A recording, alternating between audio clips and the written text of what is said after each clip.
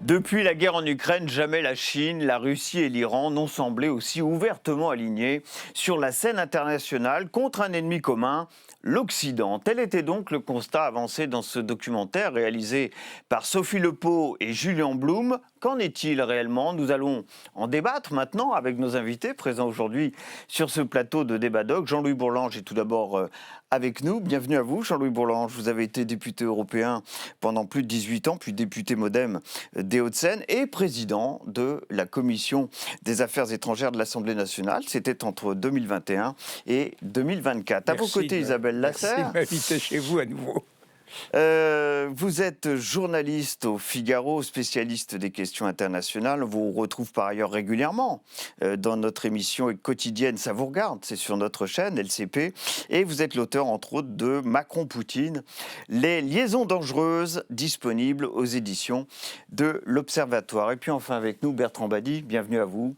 Vous êtes politologue, spécialiste des relations internationales et professeur émérite à Sciences Po. Votre dernier ouvrage, dirigé avec Dominique Vidal, s'intitule L'heure du Sud ou l'invention d'un nouvel ordre mondial. Nous sommes pile poil dans notre sujet. C'est un ouvrage disponible aux éditions Les Liens qui libèrent. Alors autrefois on disait le tiers-monde, puis les pays en développement, puis les pays dits émergents, et puis aujourd'hui on parle des pays du Sud.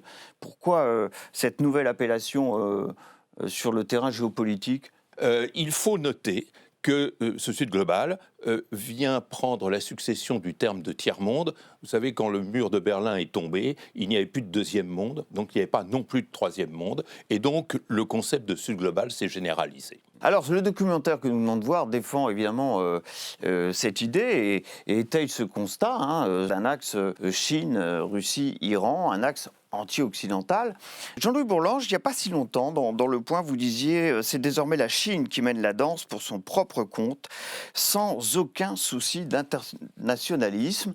Il y a tout de même un leader, il y a une puissance mondiale qui émerge dans ce 21e siècle et qui s'affirme de plus en plus, qui est déjà la première puissance commerciale au monde.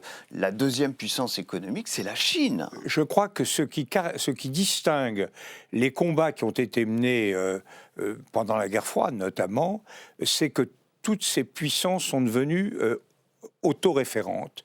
Je veux dire que même à l'époque de Staline, Dieu sait que c'était une déviation, une perversion totale de l'espérance marxiste et léniniste.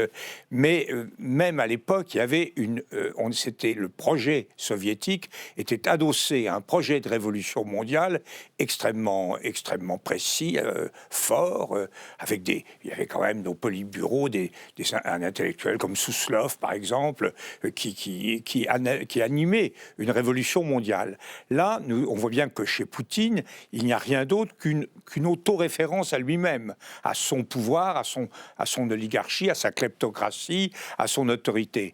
Et en Chine, on voit bien que la Chine également s'est affranchie, même si elle renoue avec son passé maoïste, enfin sur le plan fantasmatique, et d'abord sur le plan de la résistance à l'Occident, elle est en réalité branchée, articulée autour de valeurs qu'elle invente elle-même et qui n'ont pas lieu d'être diffusées. Et quant à l'Iran, c'est absolument évident. L'Iran, c'est un combat religieux. Alors là, je pense un peu à ce qu'écrit le professeur Martinez-Gros sur les religions qui sont les traînes d'empire. Je crois qu'il y a là quelque chose de cette identification de l'Iran à cette prédication chiite.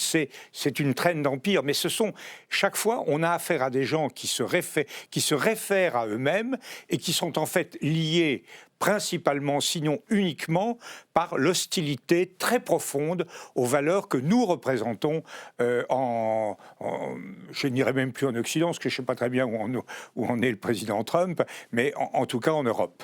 Il faut comprendre que la Chine a un logiciel en matière de relations internationales tout à fait différent de celui auquel nous sommes accoutumés par notre histoire westphalienne, qui découle de la paix de Westphalie. Deux éléments. D'abord, la vieille idée que l'on doit au stratège Sun Tzu, et ça nous ramène au 5e siècle avant Jésus-Christ, qui consistait à dire que les meilleures guerres, c'est celles qu'on gagne sans avoir à les mener. Et ça, c'est très important parce que c'est une redéfinition de la puissance. La puissance n'est plus essentiellement, je dis bien essentiellement militaire, elle repose sur toute une série de facteurs, notamment le facteur économique, qui permet à la Chine de tenir son pari de nouvelle hégémonie non militaire. Et le deuxième élément, qui est très important aussi, c'est une diplomatie systémique, c'est-à-dire que la Chine a conscience, beaucoup plus que les autres, de dépendre de l'équilibre du système tout entier, et notamment du système économique mondial. Et donc la Chine ne pense son rôle, non pas forcément comme régulateur, personne n'est saint dans l'histoire des relations internationales, mais comme étant, comme dépendant de l'équilibre économique global. Donc il ne faut laisser personne plonger parce que la Chine sait qu'elle en paiera les conséquences. Et donc c'est une toute autre grammaire. Isabelle Lasserre, vous vous dites la Russie pourrait être vassalisée, ni plus ni moins, par la Chine si les choses continuent ainsi.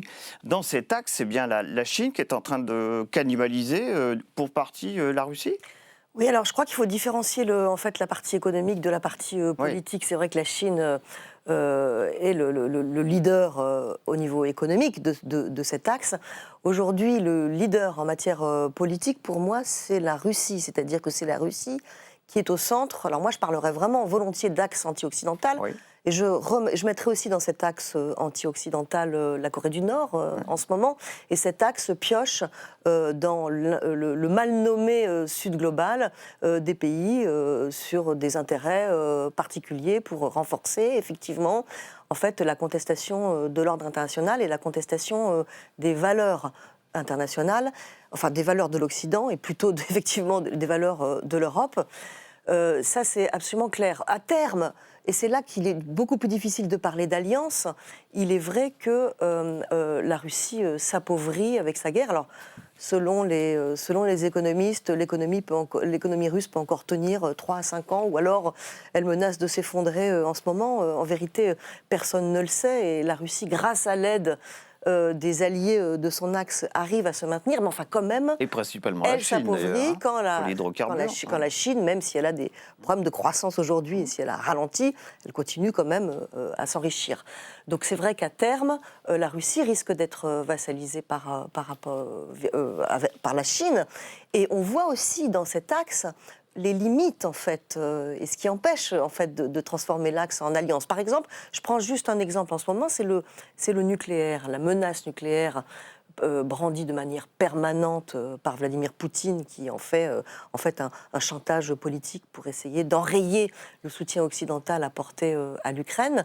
Elle est, en fait, contestée par la Chine, qui, à chaque fois que Vladimir Poutine ou le Kremlin par le biais des propagandistes de Vladimir Poutine, va trop loin dans cette menace nucléaire, la Chine vient lui rappeler que c'est une ligne rouge. Et je pense que ces pays sont vraiment unis dans la volonté de, en fait, chasser les Américains de toute cette région, de remplacer la démocratie qu'ils exècrent à la fois pour des raisons personnelles, parce qu'elles limiteraient en fait leur droit à être au pouvoir de manière indéfinie, mais aussi pour des raisons, disent-ils, d'efficacité et des raisons aussi, disent-ils, de valeur. Hein. L'Occident est devenu trop permissif, selon eux. Donc, ils s'entendent sur ces sujets-là, mais il y a vraiment des limites ponctuelles. Alors, vous n'êtes pas un chaud partisan de la thèse qui a été démontrée dans ce documentaire. Alors, ça veut dire que pour vous, il n'y aurait pas d'axe anti-occidental tel qu'il est défini dans ce film, peut-être tel qu'il vient d'être évoqué par Jean-Louis Bourlanges et Isabelle Lasserre? Alors, vous savez, je crois qu'il faut, je le disais déjà tout à l'heure, faire très attention aux mots qu'on emploie. Ces mots, alliance, axe, ennemi, ils appartiennent à notre histoire européenne. L'emblématisation de la notion ou de la dualité ami-ennemi, on la doit au philosophe juriste sulfureux qui était Carl Schmitt. et qui considérait qu'on était soit amis, soit ennemis, et c'était bien d'avoir des ennemis parce que ça consolidait la nation, la cohésion nationale, l'État-nation. L'alliance, c'est une histoire européenne profonde. C'est sans doute pour ça qu'Isabelle Lasserre a pris soin de distinguer l'alliance d'un axe occidental. Oui, alors axe, c'est un mot mou, hein, c'est pas vraiment un concept. Alliance, ça veut dire quelque chose de très précis qui a ponctué l'histoire des États-nations européens depuis la paix de Westphalie. C'est-à-dire un engagement sur la durée, un engagement institutionnalisé, un engagement qui crée des obligations. C'est quand même très fort, la notion d'alliance. Nous sommes passés, à mesure que s'opérait la mondialisation, à mesure que ce Sud global, moi, qui est un concept qui ne me met pas du tout mal à l'aise, prenait son importance dans la vie internationale, à un système international d'une très grande fluidité. Ce que nous avons du mal, ce qu'un cerveau occidental a du mal à comprendre, c'est-à-dire c'est l'effet d'aubaine plus que l'effet d'alliance qui guide les relations internationales aujourd'hui. Ce qui explique que le ministre indien des Affaires étrangères, M. Subrahmanyam Jaishankar, parle de multi-alignement, et c'est ce qui explique... Qui est quand même une antiphrase. C'est totalement contradictoire comme concept. On n'est pas aligné si on est multi-aligné. Mais voilà, mais bien c'est la preuve de ce que j'ai dit, c'est-à-dire cette notion de permanence et de structure qui se défait. Il ne faut pas oublier que l'OTAN est la dernière alliance militaire institutionnalisée qui demeure dans notre monde. Maintenant, si vous passez vers les pays du Sud, et notamment la Chine et l'Iran, parlons-en, parce que la Russie appartient au vocabulaire occidental, il ne faut pas oublier. Eh bien, en chinois, on a du mal à trouver l'équivalent du mot alliance. C'est ce que mes collègues chinois m'ont dit encore récemment quand j'étais faire des conférences en Chine. La Chine n'a jamais été l'allié de personne en plusieurs millénaires d'histoire. Il ne faut pas l'oublier. Et la même chose pour l'Iran. En Iran, en Perse et dans l'histoire persane, l'idée d'une alliance, ça n'existe pas. Ce qui compte, c'est ce partenariat. Partenaire, c'est différent d'allié. Ça veut dire, si dans un contexte donné, face à un enjeu déterminé, j'ai intérêt à pactiser avec un tel plutôt qu'un tel, eh bien, je vais vers lui. Ce qui explique, et ça, on ne le voit pas suffisamment... C'est plutôt un intérêt commercial, pour le coup, concernant la Chine. Ça peut être un intérêt politique, ça peut être un intérêt économique, tous les types de... Enfin, l'intérêt commercial, pour les Chinois, il est sans doute au-dessus de tout, non, en matière de alors ça, c'est un autre point sur lequel, effectivement, il faudra revenir. Mais pour l'instant, je voudrais mettre en scène cette idée de partenariat. Regardez les Erdogan, deux exemples, Erdogan ou Mohamed Ben Salman, mais ils changent de partenaire tous les jours. C'est ce qui m'avait amené à parler d'union libre diplomatique, peut-être de polyamour diplomatique. Nous sommes dans ce jeu-là qui n'est pas un jeu d'engagement. Donc, faisons très attention. Est-ce qu'il faut que le monde occidental considère cela comme un bloc ou au contraire On voit bien que les deux exemples que vous avez donnés, celui de l'Arabie Saoudite et de la Turquie, ce sont des gens qui échappent en réalité à l'ordre occidental, tel otanien ou américain pour être plus sommaire, mais il reste que même si tout cela est souple, tout cela est empirique, tout cela est changeant, il y a quand même, et là je pense que c'est vrai, il y a quand même quelque chose, une rupture très profonde, commune à un ensemble de pays par rapport à la doxa. Avons-nous raison d'avoir cette doxa? Moi, je le pense. J'ai vécu pour ça, je suis prêt à mourir pour ça. La doxa occidentale, c'est-à-dire la démocratie formelle, le respect des droits, la laïcité, la pluralité, etc. Et ça, c'est vraiment profondément rejeté. Et il y a une histoire commune qui est une histoire d'humiliation. On évoque dans le document les guerres de l'opium, si vous voulez. La Chine était un immense... 19e siècle, hein, était un immense continent, un immense empire jusqu'à pratiquement à la fin du 18e siècle. Elle a eu un intermède de rupture totale et les Occidentaux ont fait la guerre pour imposer le commerce de l'opium.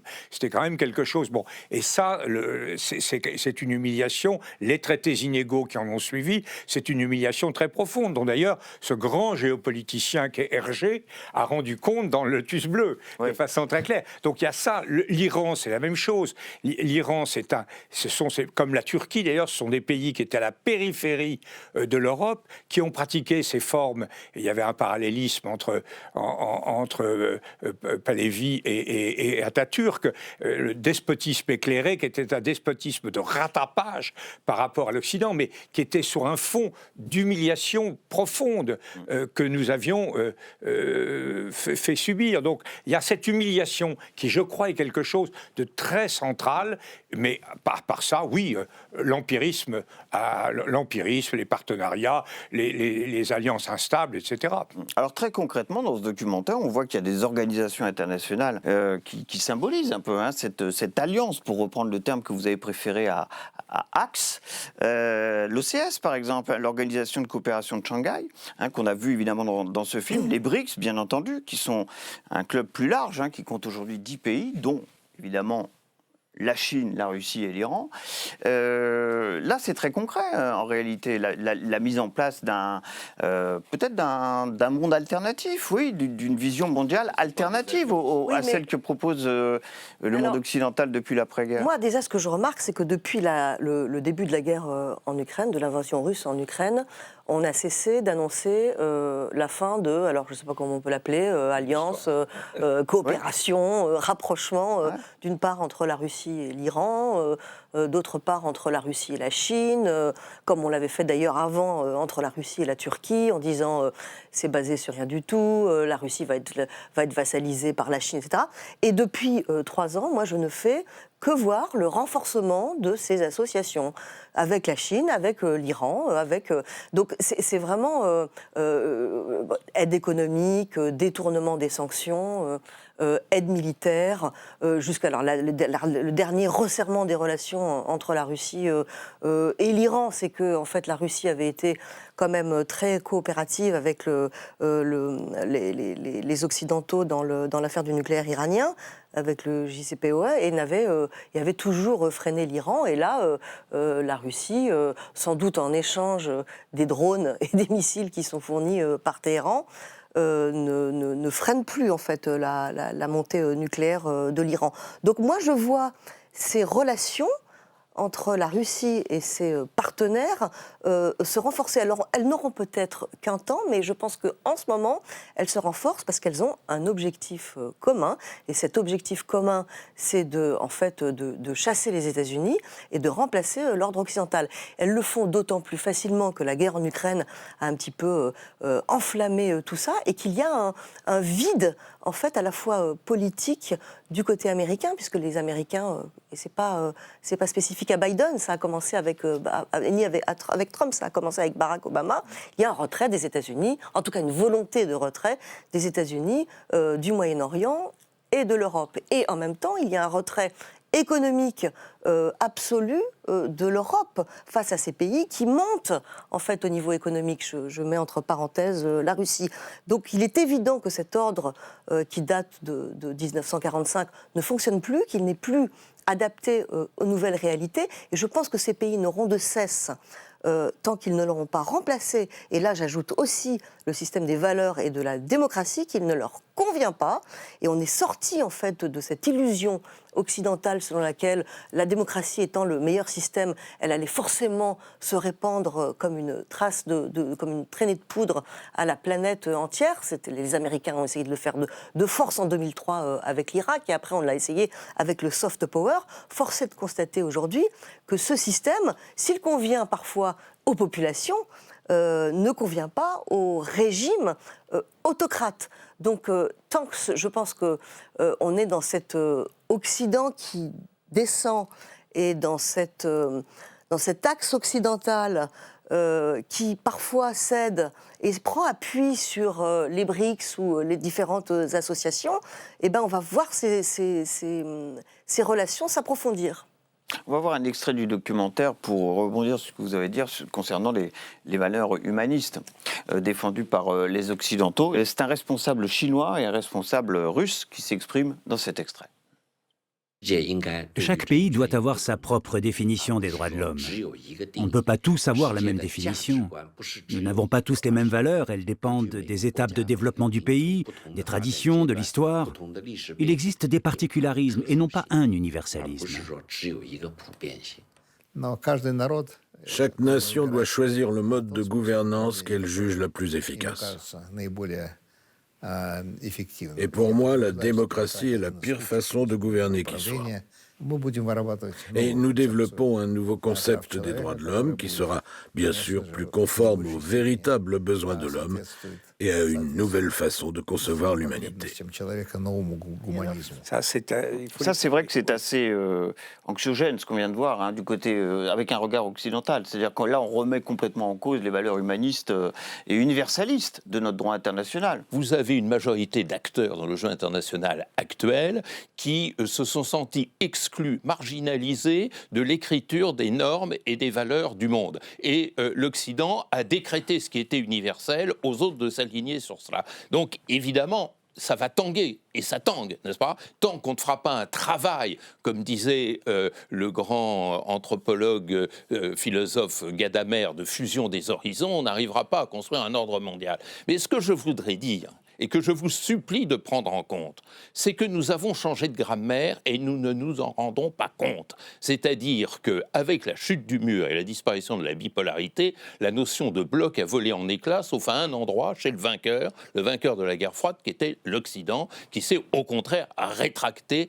sur lui-même, ce qui donnait un champ d'ouverture et de fluidité à tous les autres. Et puis l'autre rupture, c'est la mondialisation, qui fait que de plus en plus l'interdépendance, la visibilité, la communicabilité l'emporte sur la souveraineté et sur l'opposition. Il faut bien avoir tout cela en tête. Maintenant, il faut comprendre, sur la base de tout cela, que Poutine, qui d'un certain point de vue incarne le vaincu de la guerre froide, a compris tout l'avantage diplomatique qu'il pouvait tirer de cette nouvelle fluidité du monde qui n'existait pas avant. Quand à Bandung s'est réunie la conférence afro-asiatique pour pré-proclamer, puisque le mot n'était pas encore employé, le non-alignement, tous les non-alignés sont tombés dans l'alignement, c'est-à-dire l'Inde et l'Indonésie de l'époque du côté de l'URSS, le Pakistan et le Sri Lanka, pour prendre les 4 parrains, du côté des États-Unis.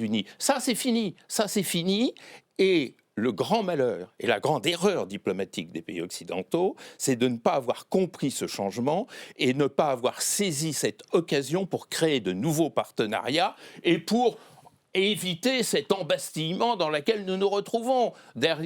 Nous retranchant dans cette forteresse otanienne, évidemment, il est facile à M. Poutine de dire aux gens du Sud, « Voyez, je suis comme vous, victime de ce que lui appelle l'Occident collectif. » Bon, il faut démanteler ce concept. Jean-Louis Bourlange a raison de dire que sa signification est extrêmement flasque, je dirais. Il faut savoir construire de nouveaux partenariats. Quand vous fermez maintenant toutes les portes à un pays comme l'Iran, qui est multi-sanctionné de façon absolument invraisemblable, quand vous lui fermez toutes les portes et qu'il s'aperçoit que pour sortir de sa tanière, il y a une seule porte qui est ouverte, c'est celle de la Russie, vous le précipitez dans les bras de la Russie poutinienne. Et ici, on se garde bien de dire toute l'eau qu'il y a dans le gaz entre la Russie et l'Iran. Il ne faut pas l'oublier, ce n'est pas aussi simple que ça. La Russie a refusé des armes, notamment des boucliers antimissiles, à l'Iran. Il y a eu récemment des étudiants iraniens qui ont été arrêtés et maltraités à Moscou. Et on pourrait continuer ainsi. Et regardez le profil de M. Pezeshkian, le nouveau président. Personne ne s'est demandé pourquoi on a pris un libéral, entre guillemets, plutôt qu'un conservateur proche du guide suprême. Le guide suprême aurait pu imposer, il en avait les moyens.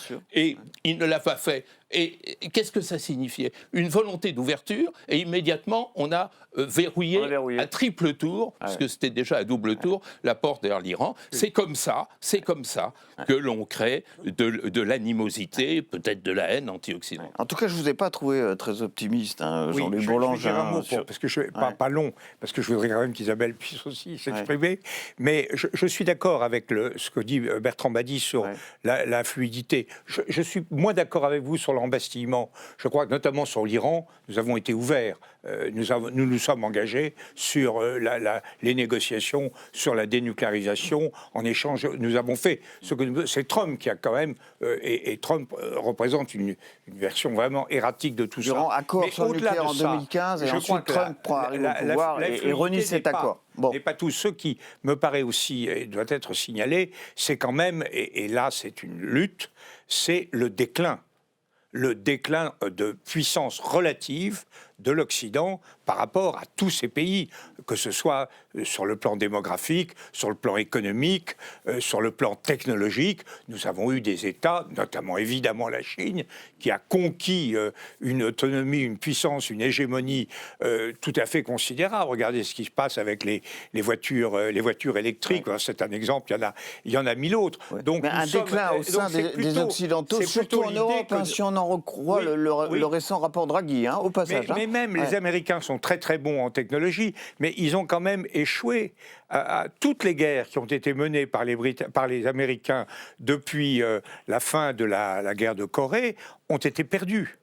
Ils ont une formidable puissance militaire, ils n'ont jamais réussi à l'utiliser d'une façon vraiment positive. Et comme le dit mon ami Guéhenno, Jean-Marie Guéhenno, nous n'avons pas gagné la guerre froide. C'est l'Union soviétique qui l'a perdue. C'est pas du tout la même chose. On a eu un échec du système soviétique et pas du tout une espèce d'expansion réussie. Et là, toutes les analyses de Fukuyama, etc., ont donné à certains, pas à moi, je dois dire, l'illusion d'une victoire qui n'était en réalité que la défaite d'un modèle bolchevique qui, effectivement, était extrêmement inapproprié et dont les Chinois, par exemple, se sont soigneusement, à l'écart duquel ils se sont soigneusement tenus. Mais c'est l'illusion qui crée les comportements. Hein. Oui. C'est ça le problème. À la fin du documentaire, il est dit que cette alliance visait aussi et peut-être surtout à contourner les sanctions internationales qui concernent une grande majorité des pays Poutine, qui constitueraient cet axe aussi anti-occidental. Est-ce qu'on ne va pas un peu loin, là, tout de même? Est-ce que, notamment, sur le plan monétaire, le dollar, l'euro, qui sont des vraies monnaies de réserve aujourd'hui, mondiales... Non, on ne va pas trop loin, parce que cette alliance a complètement permis à Vladimir Poutine de tenir et de continuer à financer sa guerre. Alors, il y a, d'une part, pourquoi ça ne marche pas? En fait, les sanctions occidentales n'ont pas marché. Il y a deux raisons. D'une part, parce que Poutine a su se trouver des alliés pour contourner les sanctions économiques et pour renforcer son armée, et d'autre part parce que l'Occident, qui ne vit pas dans le même monde que ces pays-là, c'est-à-dire qu'on est toujours dans la diplomatie, les tentatives d'ouverture, parce que vous en parliez, Jean-Louis, sur l'Iran, mais on a fait combien d'ouvertures à la Russie depuis la chute du mur, mais 50. Il était même question au début d'un rapprochement avec l'OTAN. Toutes les portes ont été fermées, elles ont été fermées par la Russie, donc il n'y a pas eu de tentative de rejeter la Russie. Helsinki était quand même, il avait plein de défauts, mais il était ouvert. Oui, mais depuis Helsinki, non. Depuis les années, la fin des années 80, c'est pas par hasard que le système a produit un officier supérieur du KGB comme leader. C'est-à-dire l'officier supérieur du KGB, c'est quelqu'un qui est complètement dans ses méthodes d'action et dans ses objectifs d'action, qui est complètement dans l'ancien système. Non, je crois que sur l'histoire des sanctions, c'est véritablement vrai. C'est-à-dire que la Russie a réussi avec ses alliés à contourner les sanctions occidentales au niveau économique, comme elle a réussi, grâce à l'aide de ses alliés, à renforcer son armée et à poursuivre sa guerre en Ukraine. Mais il y a une autre raison, c'est que en fait, les Occidentaux ne sont pas allés au bout de leurs sanctions. C'est-à-dire qu'en fait, on a pris des sanctions très légères. Et en fait, c'est une des raisons de l'inefficacité de ces sanctions. C'est aussi pour ça. Pour toutes les questions économique beaucoup plus globale, il est évident que l'Occident reste au niveau économique beaucoup plus puissant. Et on peut même faire la comparaison aujourd'hui avec les BRICS, c'est-à-dire c'est la limite en fait de la montée en puissance des BRICS pour l'instant, qui est une montée surtout politique. Merci, un grand merci vraiment à tous les trois. d'avoir participé à ce débat doc aujourd'hui pour évoquer cet axe anti-occidental défini dans ce documentaire que nous avons pu regarder ensemble à l'occasion de cette émission. Vos réactions, ça sera sur #débatdoc. Merci à Félicité Gavalda, Victoria Bellet qui m'ont aidé comme à l'accoutumée à préparer cette émission. Et je vous donne tout simplement rendez-vous pour un prochain débat doc. Ça sera bien entendu avec son documentaire et son débat. À très bientôt.